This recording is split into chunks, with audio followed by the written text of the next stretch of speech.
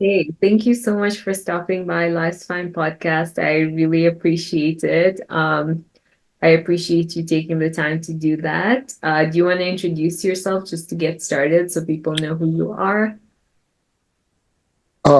Okay, but first, I want to congratulate you on getting your book finished and published. Thank you. All the words I kept inside. Congratulations. Thank you It's so very good. much. Yeah. Thank you. I really appreciate Uh, okay. I am Mark Jabbour, and I live in Colorado, and you are in Nairobi. it. Yeah. What time is it there? It's like night, so it's 9:09, around 9:09, so around 9. Dark Yeah, yeah. at night. 9. Yeah, and like I Okay. apologize if there's like any background noise at any point. It's like rainy here, so you might hear like the rain in a bit. Okay. Uh, Well, my name is Mark Jabbour. I live in Colorado, and I'm old, 74 years old. And yeah, uh, I found you on WordPress, or you found me. Uh, I started WordPress 2019 as a means to introduce my writing to people in hopes that they would purchase my book, my latest book, which is about the election of 2016, the election of Donald Trump in, of course, America. And so that was almost 5 years ago now. So, uh, what else?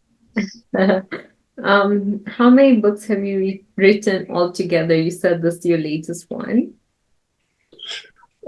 Five. Five. I started similar to you. I have it here. The first one. Can you see it? Yeah. Mm-hmm. It's a friend actually published this little kind of lap book, chapbook. It's essays and poems, and that was about 20 years ago, maybe. Wow. After I had closed a bookstore I had opened 3 years prior to that, and then 9/11 happened, and everybody ran away into their homes. It was like the pandemic, and they wouldn't come out. And so I just was hemorrhaging money hand over foot, and I had to close the bookstore. And then I didn't, and let's see, one of the things I did at the bookstore was have a poetry group meet there after hours, like, and the poetry group would come and you know, poetry group. I don't know if you've ever been in one. And I would sit in, and I think that got me starting writing poetry, although I had taken a poetry class in college way back in the 60s, in the late 60s, but I don't remember anything about it. And anyway, so I closed the bookstore, but the retired professor who hosted the poetry group, he started a little publishing company out of his home, and he was kind enough to publish this little book for me. And I had taken to writing essays on on the war in Iraq and that whole thing. I was very much, there was a,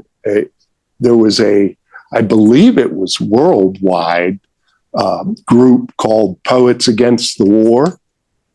And I think I had a poem published in a pamphlet that they put out. And anyway, so I closed the bookstore, didn't know what to do. And I moved to Oregon because I wanted to leave Colorado. At the time, Colorado was very much a red state. It was pro. The president then was George W. Bush, and everybody was pro-war, and I just felt it kind of hostile in Colorado, and so I moved to the Oregon coast.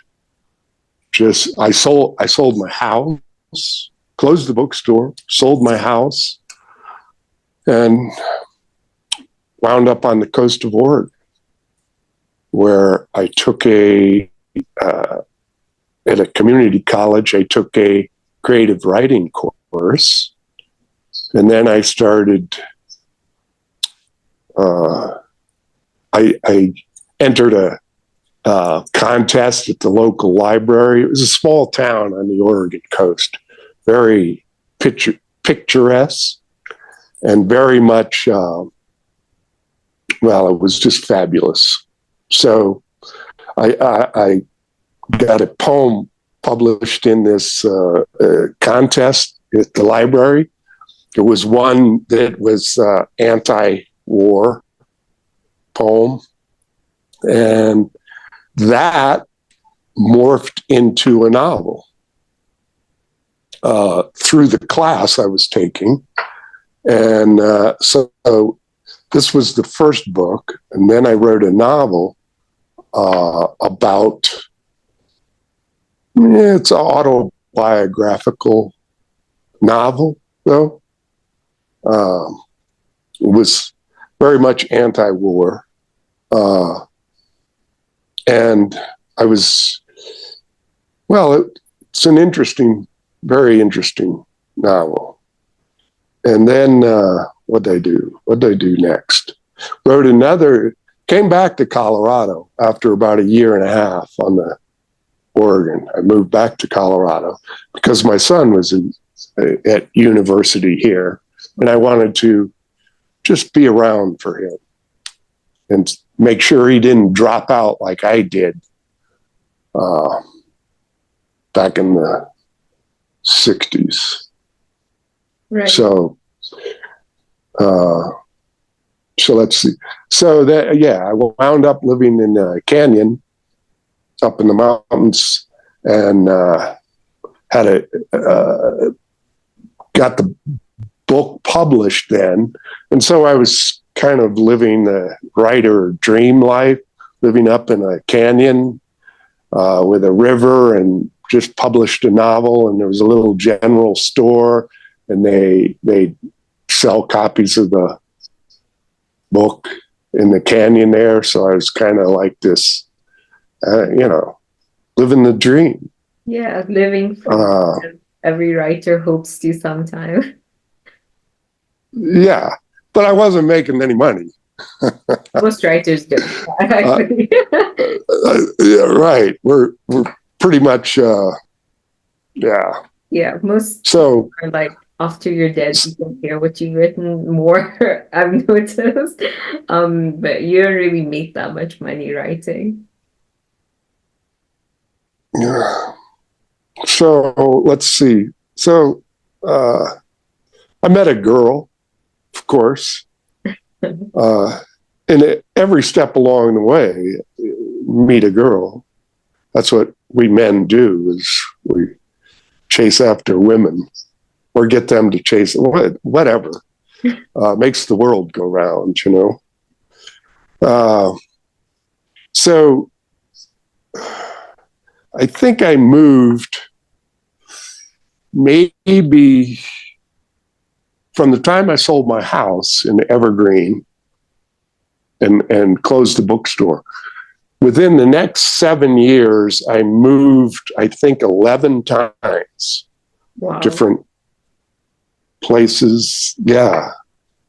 And so I wound up in a really small town in northern Colorado,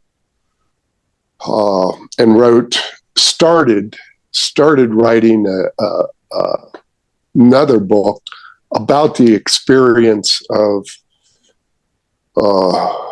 this woman I'd met. And then a person who read my first novel would come up and we'd have lunch, and he was a graduate student at Denver University, and he suggested, why don't you, the book's really good, why don't you teach a creative writing course? And I said, well, that's a great idea. So I put out a resume and got a feedback right away from a community college here on the Front Range in Colorado. So I moved down here where I am now to Westminster, and did an interview, got the job, began teaching a writing class, and finished up the novel I was working on about the woman, whatever. Published that, and I wrote a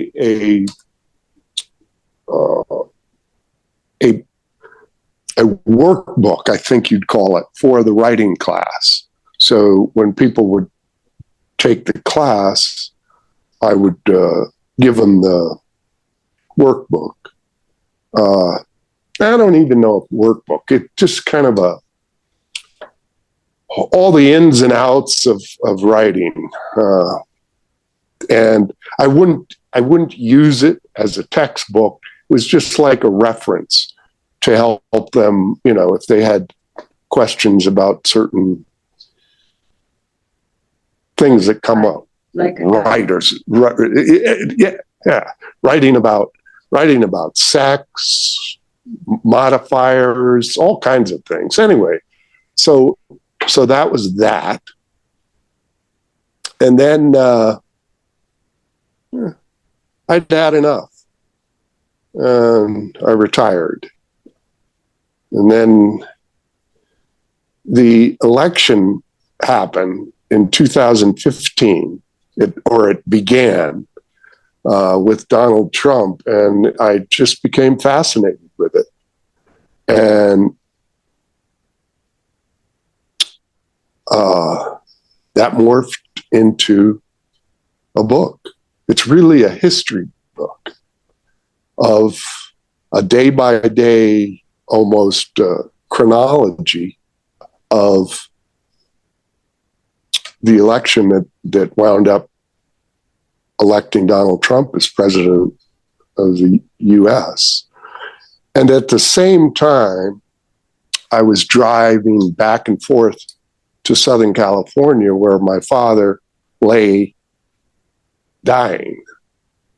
So it's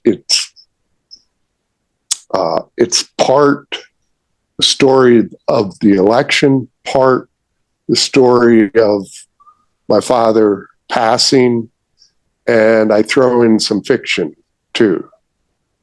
So, and it's gotten rave reviews, but I can't get people to read it. Okay, well, because just to add, if anyone listening is interested, I'm going to link his book on my blog post, on YouTube, on Spotify, everywhere that I share this, it's going to be linked. So do check it out if you think that sounds like something you'd like to read. So sorry, continue. No, thank you. Here it is. Mm-hmm. Yeah, I think if if you're interested, I think the reason is most readers and writers are college educated and they're liberals. And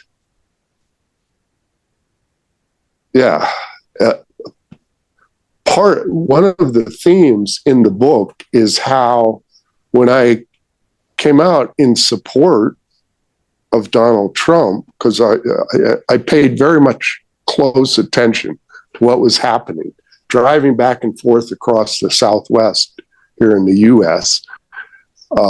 Was part of the experience, and I watched everything: the news, his rallies. I went to a rally, but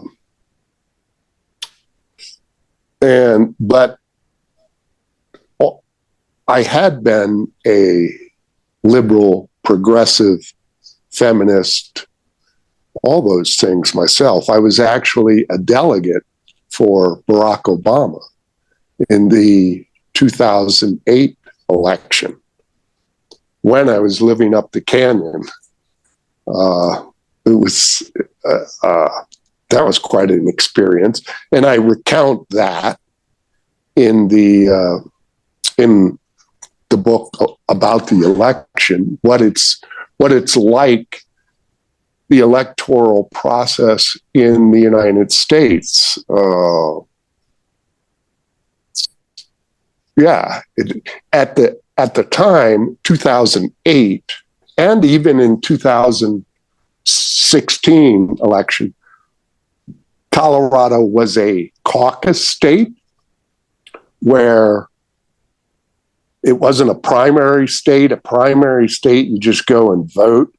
A caucus state, you meet in a place like a school or a church or something like that, and anybody who's interested goes to the caucus, and anybody can talk, and you get up and you pitch why you're for the candidate you're supporting, and then the people vote you to represent them in the next step. There's there's precincts, which are really small geographic areas, and then there's counties. In Colorado, I think there's 59 counties, something like that. So each precinct elects a representative. So you give your spiel. If they vote for you, you go to the next level, the county level. And if the same process happens there, and then you get sent to the state convention, which is a big deal, and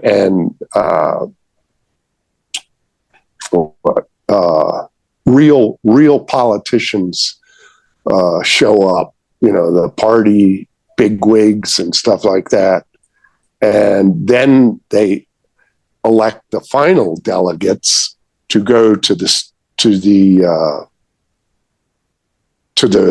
national convention, which I didn't make it that far. I did make it so each state, like Colorado, I was a Democrat then, so you either were for Hillary Clinton or Barack Obama. And I was for Barack Obama, and of course he eventually did win, but I wasn't one of the 9 delegates. At the time, Colorado had 9 delegates that they send to the national convention. So anyway, I'm kind of rambling on, but all that's in the book, and it's a fascinating, the election, the democratic process in the United States was really fascinating. But now they've done the election 2020. With the pandemic, yeah, it was screwed up, and it was fixed. It was yeah. Okay. Mail-in ballots is not the way to go, because it's so easy to manipulate. Okay. So I'm curious. What's it like where you are? Mm, But is I don't know anything about Kenya other than that's where Barack Obama's father was born. yeah. So it's sort of similar, but I think the main difference is that I think, in the US, like you guys, it depends on the states, right? So if there are more Democratic votes in a state, then that state will be like a blue state, like all the votes go to the blue candidate, right? Something like that. So over here, they just count the votes. Like it doesn't matter like the county or whatever. Like it's just basically who gets more votes. Like who will get the most votes is the one who will win. It's not about like which state like has the most or like which state is blue, which state is red. So it's just what we call here the popular vote. Yeah. Like and who gets to vote in Kenya? So it depends. Like right now, it's a more conservative party. Usually it's generally the Conservative Party. Well, I mean, who's entitled to cast a vote? Okay. Like, is there an age limit, a citizenship, So that sort of thing? yeah, you have to be a citizen, and also you have to be 18, over 18 to vote. Yeah. Okay. Yeah. And So that's the same. That's the same as it is here. yeah, yeah. Do you mail in the vote, or do you have to show up one day, or how's that work? Yeah, physically you have to give the vote. Yeah. You have to physically go to a place Yeah. and mark on the ballot who you want. Yeah, and then it depends on which area you're registered in. So you have to go in that area. So if like I'm in Nairobi, so I would have to vote in Nairobi. I can't vote in a different town or city or county or whatever.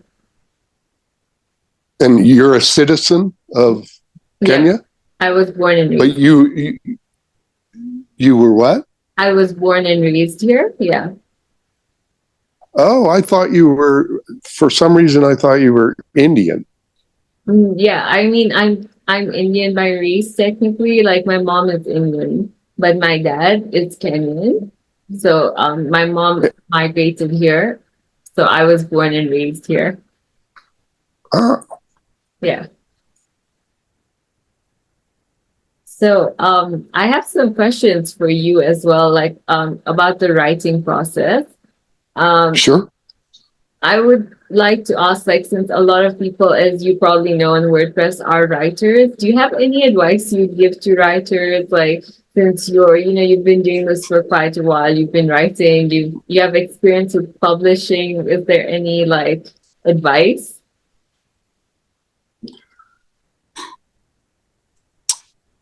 I think the most important thing about writing is your audience. Who are you writing for? And the writing process starts within yourself. And I think it's beneficial to keep in mind that you're writing for yourself. Yeah. I know now the when I opened the bookstore 20 some years ago, there were only 50 to 80,000 books a year published. It's now close to 3 million. Mm-hmm. So the chances that you're going to become a famous writer and make a living writing is almost, you've almost got a better chance of becoming a professional baseball player or something. There's probably very few people make a living writing. So it's good to have a backup plan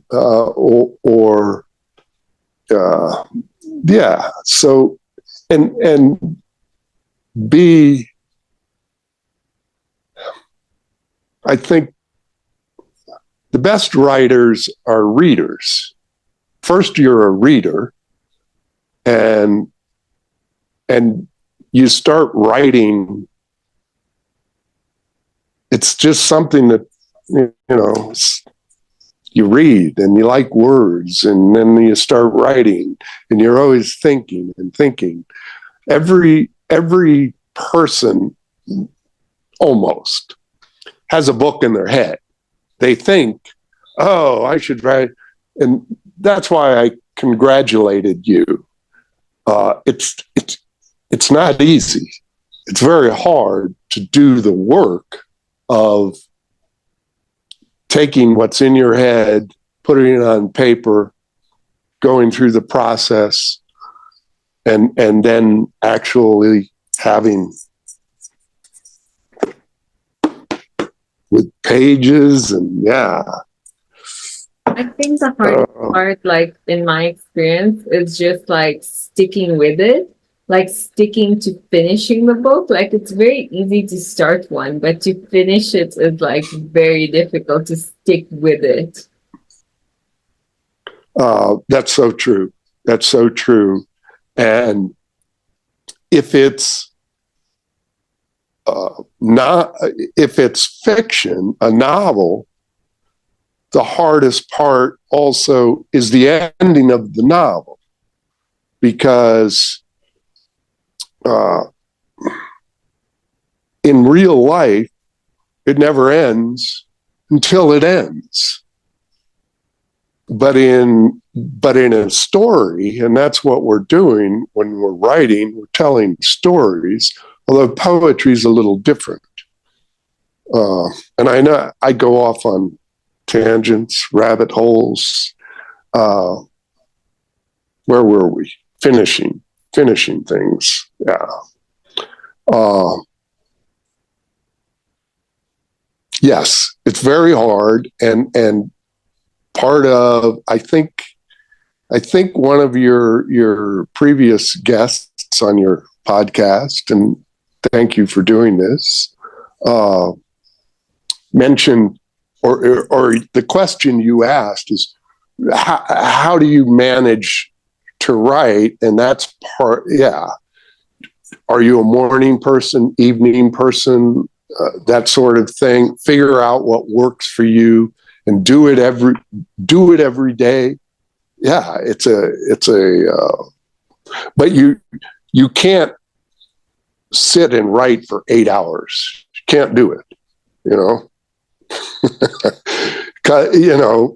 set aside some time, whatever works for you, morning, evening, whatever, and 2 hours, 3 hours, maybe. And here's another tip. If you're writing fiction, maybe poetry too, although I'll talk a little about poetry later if we have time. If you're writing fiction, you're telling a story, a good place to stop is when you know what's going to happen next. But you stop and then go on with your life. That gives you incentive to come back. You can't wait to get back in the writer's chair again, because you have this idea of what happens next. And also it incubates it a little bit, the story, the crisis, whatever it is. So there's all kinds of little gimmicks in the writing process. Yeah, I think you said that really well. And I think unfortunately we're gonna have to end the episode here just because there's so much rain going on in the background. I don't know if people are gonna even hear my voice. But you're always welcome to come back and we can continue this conversation and we can talk more about poetry, writing, anything you want to talk about, politics. I'm fine with that. So hopefully you'll come back and we can have another chat soon. Thank you so much for joining me today. I really appreciate it. Yeah, that's, I think this, it has All been, right. yeah, Thank you. Yeah. Anytime. Like I said, I'm retired. So anytime you need somebody to fill a slot, yeah, don't hesitate because absolutely. I can talk. I can I, talk. I appreciate that. I like you when guests talk because people are interested in hearing what you have to say. So thank you. And hopefully you can come back soon. All right.